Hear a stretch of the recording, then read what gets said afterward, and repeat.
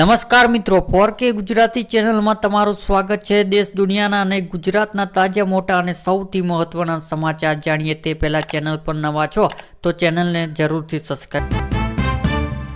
અંબાલાલ પટેલે નવરાત્રીમાં વરસાદને લઈને આગાહી કરી છે। એટલે કે મિત્રો, હવામાન નિષ્ણાત અંબાલાલ પટેલની વરસાદને લઈને આગાહી સામે આવી છે। એટલે કે જેમાં તેમણે કહેવું છે કે સપ્ટેમ્બર મહિનામાં વરસાદ બોલાવી શકે છે ભૂક્કા। એટલે કે 5 થી 9 સપ્ટેમ્બર દરમિયાન ભારે વરસાદ થઈ શકે છે। તે દરિયામાં હલચલ થતા મોજો ઉછાળશે અને ભાદરવી પૂનમ દરમિયાન રાજ્યમાં ભારે વરસાદ થઈ શકે છે।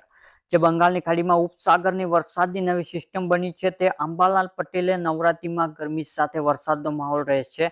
નોરતા દશેરા સુધી વરસાદના ઝાપટા પડી શકે છે, જે દિવાળીના આસપાસ વાદળછાયું વાતાવરણ રહેશે અને નવેમ્બરની શરૂઆત સુધી વરસાદની અસર રહી શકે છે। જે વરસાદ અસર દરમિયાન પણ જોવા મળ્યો છે, કેમ કે બંગાળની ઉપસાગરમાં એક વરસાદની સિસ્ટમ બની રહી છે, જેના કારણે દરિયો મોટા મોજા ઉછાળી શકે છે અને આ વરસાદની આગાહી સપ્ટેમ્બર મહિનાની અંત સુધી છે।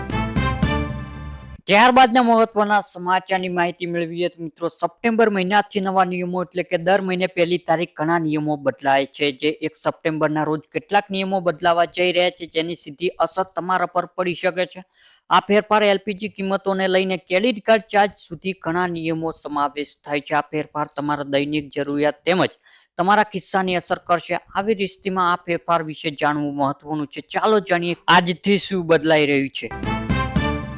ત્યારબાદના મહત્વના સમાચારની માહિતી મેળવીએ તો મિત્રો, સપ્ટેમ્બર મહિનાની શરૂઆતમાં સારા સમાચાર આવ્યા છે। એટલે કે એલપીજી ગેસનો બાટલો છે તે સસ્તો થયો છે। ઓઇલ માર્કિંગ કંપની સિલિન્ડર ભાવમાં ઘટાડો કર્યો છે। આ વખત પણ 19 કિલો વાળો ક્રોમિસી એલપીજી ગેસના બાટલાનો ભાવ ઘટ્યો છે।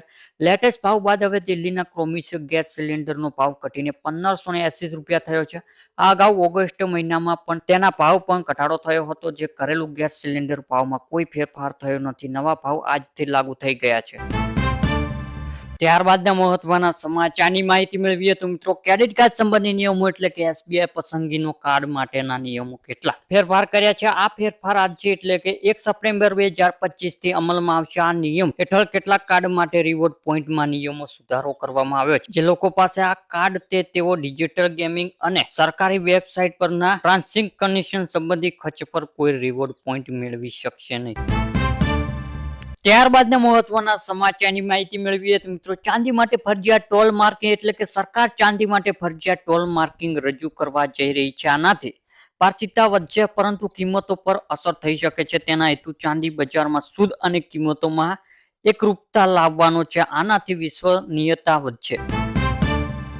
ત્યારબાદના મહત્વના સમાચારની માહિતી મેળવીએ તો મિત્રો, આઈટીઆર ફાઇલ કરવાની છેલ્લી તારીખ એટલે કે 30 જુલાઈ 2025 હતી, જે આવકવેરા વિભાગ દ્વારા 15 સપ્ટેમ્બર 2025 સુધી લંબાવવામાં આવી છે। આ કારણ સ્તર તમારો 15 સપ્ટેમ્બર પહેલા આઈટીઆર ફાઇલ કરવી જોઈએ। જો તમે આમ નહીં કરો તો તમને નોટિફિકેશન મળી શકશે। ત્યારબાદના મહત્વના સમાચારની માહિતી મેળવીએ તો મિત્રો, પોસ્ટ ઓફિસ બદલ્યો નિયમ એટલે કે પોસ્ટ ઓફિસ 1 સપ્ટેમ્બર મહત્વ ફેરફાર કર્યો છે। જે હવે બધી રજિસ્ટર્ડ પોસ્ટ સેવાઓ સ્પીડ પોસ્ટના નિયમો હેઠળ ઉપલબ્ધ રહેશે। આ બદલવા સાથે ગ્રાહકોને ઝડપીથી ડિલિવરી આધુનિક સુવિધાઓ લાભ મળશે। રજિસ્ટર્ડ પોસ્ટ અપગ્રેડ કરીને સ્પીડ પોસ્ટ સેવા સાથે એકરૂપ બનાવવામાં આવી છે, જેથી ટ્રેકિંગ અને સમયસર ડિલિવરી વધુ સરળ બનશે।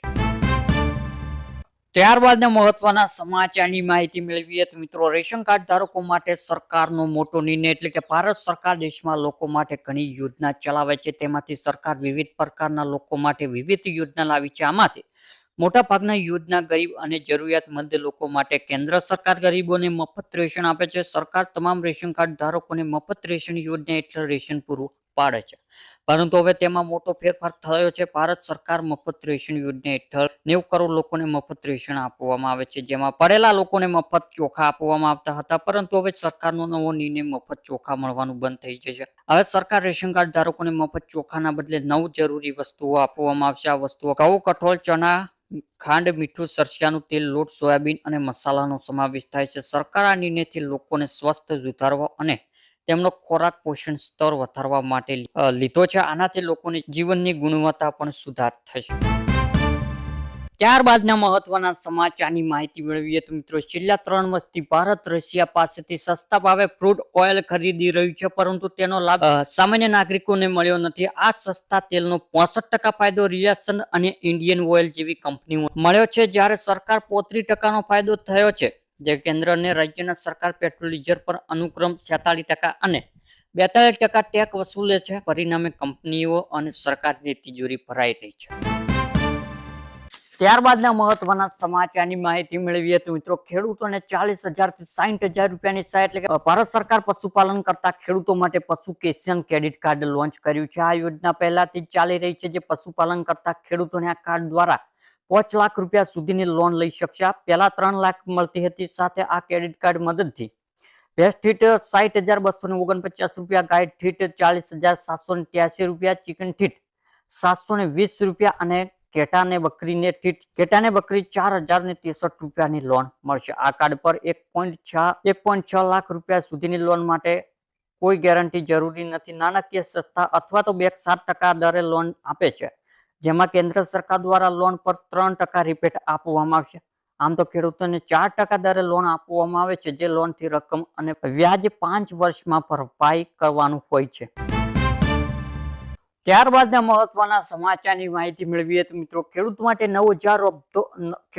9,000 નો હપ્તો જાહેર એટલે કે પીએમ કિસાન સન્માન નિધિ હેઠળ દેશના કરોડો ખેડૂતો માટે નાણાકીય સહાય આપવામાં આવે છે. આ યોજના હેઠળ પાત્ર ખેડૂતોને વાર્ષિક 6,000 રૂપિયાની સહાય પૂરી પાડવામાં આવે છે, જે 3 હપ્તા સીધા તેમના બેંક ખાતામાં મોકલવામાં આવે છે. હવે આ રાજસ્થાન ભાજપ સરકાર દ્વારા ખેડૂતો માટે મોટી જાહેરાત કરવામાં આવી છે, જે રાજસ્થાનમાં પીએમ કિસાન યોજના મળતી રકમમાં વધારો કરી દેવામાં આવ્યો છે, જે રાજસ્થાનમાં હવે આ યોજના હેઠળ ખેડૂતોને વાર્ષિક 9,000 રૂપિયા મળશે.